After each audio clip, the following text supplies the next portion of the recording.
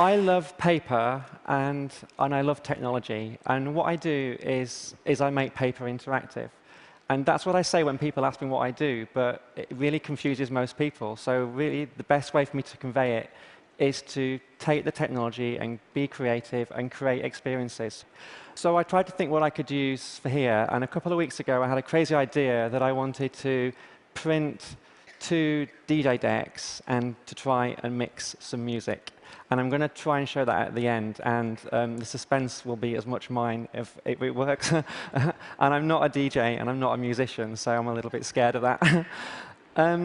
So I think I found the best way to describe my journey is just to mention a few little things that have happened to me throughout my life. There's 3 particular things that I've done, and I'll just describe those first and then talk about some of my work. So when I was a kid, I was obsessed with wires. And I used to thread them under my carpet and thread them behind the walls and have little switches and little speakers. And I wanted to make my bedroom be interactive, but kind of all hidden away. And I was also really interested in wireless as well. So I bought one of those little kits that you could get to make a radio transmitter.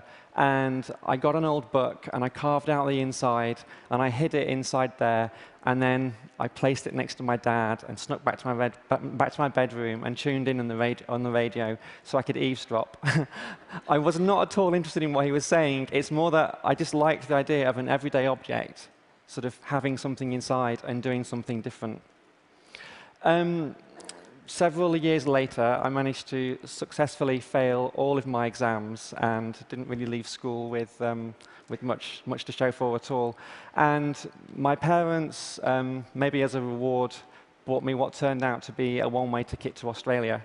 And I came back home about 4 years later.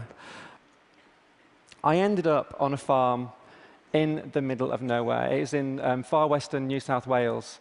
And this farm was 120,000 acres. There was 22,000 sheep, and it was about 40 degrees or 100 or so Fahrenheit. And on this farm, there was a farmer, his wife, and there was the 4-year-old daughter.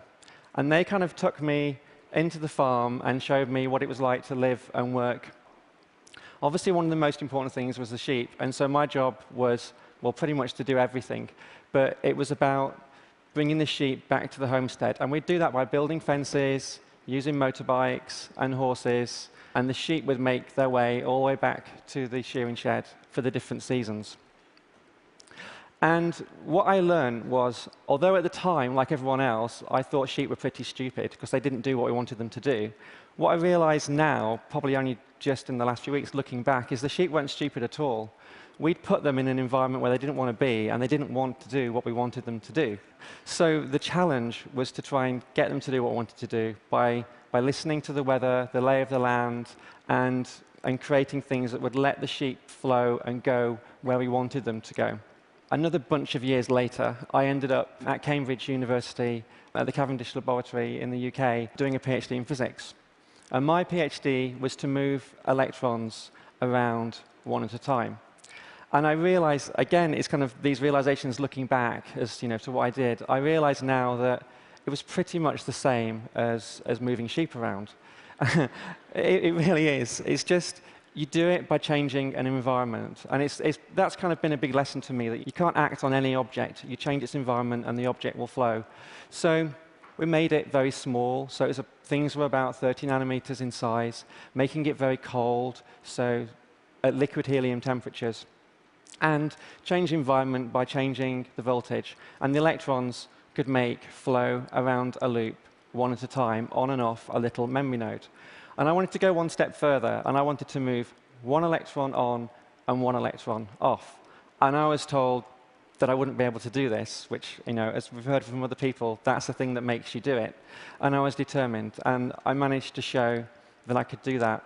And a lot of that learning, I think, came from being on that farm, because when I was working on the farm, we'd have to use what was around us, we'd have to use the environment, and there was no such thing as something can't be done, because you're in an environment where if you can't do what you need to do, you can die. And I had seen that sort of thing happen.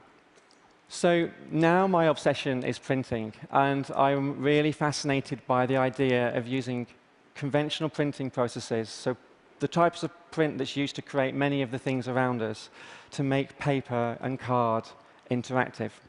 When I spoke to some printers when I started doing this and told them what I wanted to do, which was to print conductive inks onto paper, they told me it couldn't be done. Again, a kind of favorite thing.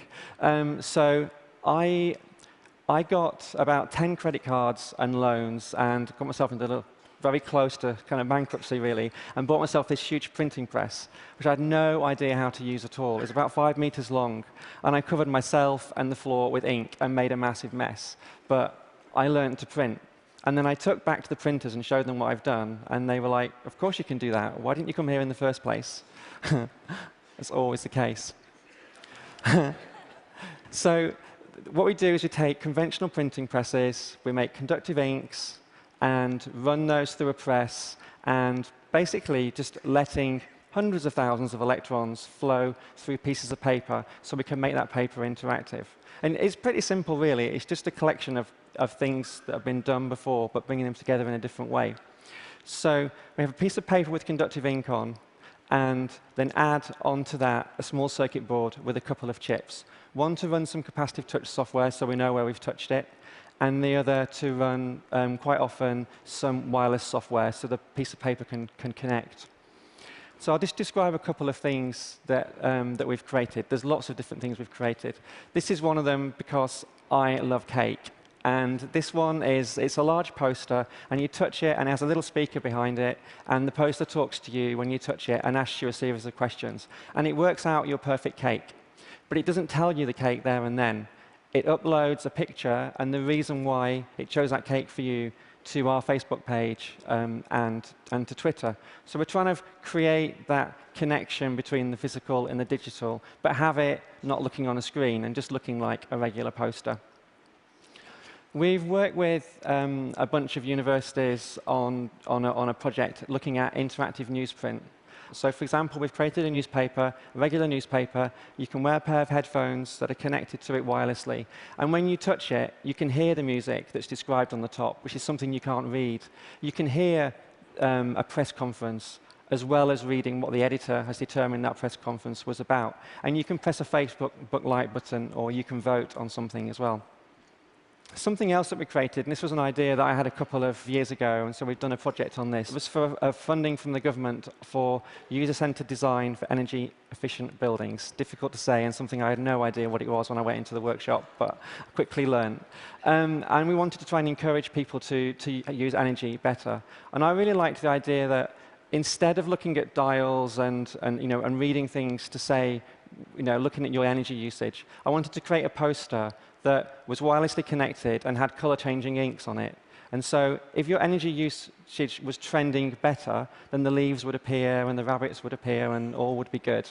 And if it wasn't, then there'd be graffiti and the leaves would fall off the trees. So it's trying to make you look after something in your immediate environment which you don't want to see not looking so good, rather than expecting people to do things in the local environment because of the effect that it has a long way off. And I think, kind of like going back to the farm, it's about how to let people do what you want them to do, rather than making people do what you want them to do. OK. This is the bit I'm really scared of. So a couple of things that I've created are, there's a poster over here that's you can play drums on. And I am not a musician. It seemed like a good idea at the time. If anyone wants to try and play drums, then they can. I'll just describe how this works. This poster is wirelessly connected to my cell phone. And when you touch it, it connects to the app. Yes.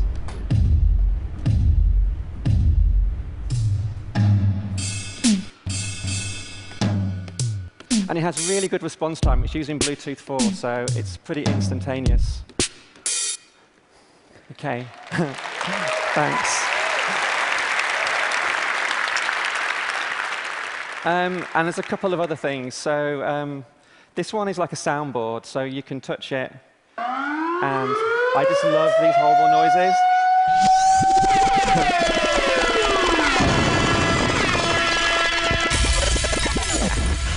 OK. And this is the DJ turntable. So it's wirelessly linked to my iPad, and this is the software that's running on the iPad. Oh, yes. I just love doing that. I'm not a DJ, though, but I just always wanted to do that. So I have a crossfader, and I have the two decks. So I've made some new technology, and I love things being creative, and I love working with creative people. So my 15-year-old niece, she's amazing. She's called Charlotte, and I asked her to record something, and I worked with a friend called Elliot to put some beats together. So this is my niece, Charlotte.